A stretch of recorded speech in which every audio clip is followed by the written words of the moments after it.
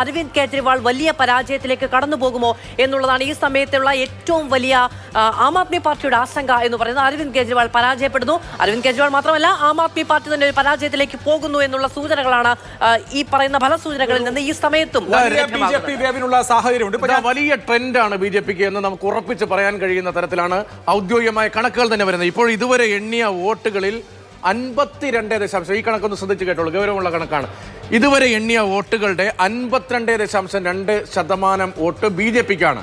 50,000 നേരത്തെ ഇപ്പോൾ വന്ന കണക്കനുസരിച്ച് 52% പേര് വോട്ട് ചെയ്തത് BJPക്കാണ്. 1,69,440 വോട്ട് BJPക്ക് ഇതിനകം കിട്ടിക്കഴിഞ്ഞു. ആം ആദ്മി പാർട്ടിക്ക് 12%-ലധികം വോട്ട് കുറവ്, 40.28. 12% വ്യത്യാസമാണ് ഇതുവരെ എണ്ണിയ വോട്ടിൽ ഉള്ളത്. അതായത് കഴിഞ്ഞ 2 തവണയും ആം ആദ്മി പാർട്ടി 54% വോട്ട് നേടിയാണ് ഡൽഹി തൂത്തുവാരിയത്.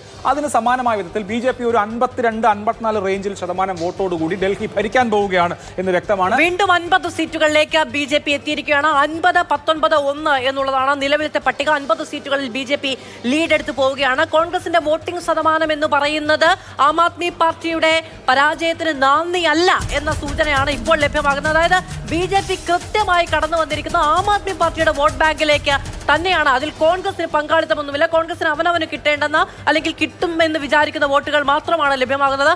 ആം ആദ്മി പാർട്ടിയുടെ ഒപ്പം ഏറെക്കാലം ഉറച്ചു നിന്ന വോട്ട് അങ്ങനെ തന്നെ ഒഴുകി പോവുകയാണ് BJPയുടെ ക്യാമ്പിലേക്ക്. വടക്കൻ ഡൽഹിയിൽ ആകെ BJP ആണ്. പടിഞ്ഞാറൻ ഡൽഹിയിൽ ഇതുവരെയുള്ള ട്രെൻഡ് അനുസരിച്ച് BJP തന്നെയാണ്.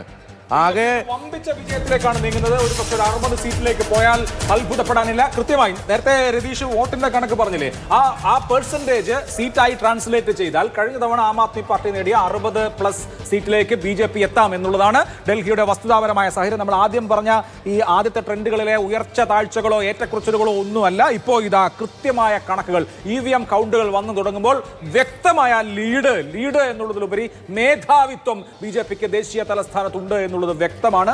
ഒഫീഷ്യൽ കണക്ക് ഒരു റൗണ്ടെങ്കിലും പൂർത്തീകരിച്ച് അപ്ലോഡ് ചെയ്തിട്ടുള്ളത് 30 മണ്ഡലങ്ങളാണ്. ആ 30-ൽ 24 BJP ആണ്.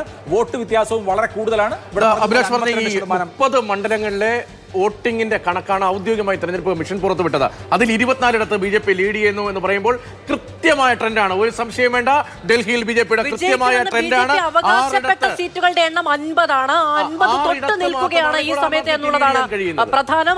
അവൻ അവകാശപ്പെട്ടതിന് തുല്യമായ 50 സീറ്റുകളിൽ BJPക്ക് കൃത്യമായി ലീഡ് എടുത്തു പോകാൻ കഴിഞ്ഞിരിക്കുന്നു. ഇനിയിപ്പോ ആദ്യഘട്ടത്തിലെ ഫലസൂചനകൾ എന്നൊന്നും പറയേണ്ടതില്ല. 1.5 മണിക്കൂർ പിന്നിടുകയാണ്. 1.5 മണിക്കൂറും 2 മിനിറ്റും പിന്നിടുകയാണ്. 50 സീറ്റുകളിൽ ലീഡ് എടുത്ത മുന്നിട്ട് തന്നെ നിൽക്കുകയാണ് BJPയുടെ ഒരു പതിറ്റാണ്ട് കാലത്തെ കാത്തിരിപ്പിന് ഫലമുണ്ടാവുകയാണ് ഡൽഹിയിൽ. ഒരു പതിറ്റാണ്ടെന്ന് പറഞ്ഞുകൂടാമോ, അത് 28 വർഷത്തിന് ശേഷം ഇതാ BJP അധികാരത്തിലെത്തുന്നു. ആ അധികാരത്തിലെത്തുന്നത് അരവിന്ദ് കെജ്രിവാളിനെ തന്നെ അദ്ദേഹത്തിന്റെ മണ്ഡലത്തിൽ പരാജയപ്പെടുത്തിക്കൊണ്ടാകാനുള്ള സാധ്യത പോലും ഇപ്പോഴുണ്ട്. 7000-ൽ പരം വോട്ടുകൾക്ക് ന്യൂഡൽഹി മണ്ഡലത്തിൽ പർവേഷ് വർമ്മയ്ക്ക് പിറകിലാണ് അരവിന്ദ് കെജ്രിവാൾ. കൽക്കാജിയിൽ അതുപോലെ തന്നെ അതിഷി മെർലേന പിറകിലാണ്. ഇതുപോലെ പ്രധാനപ്പെട്ട നേതാക്കളെല്ലാം പിറകിൽ നിൽക്കുന്ന സാഹചര്യം കൂടിയാണ്.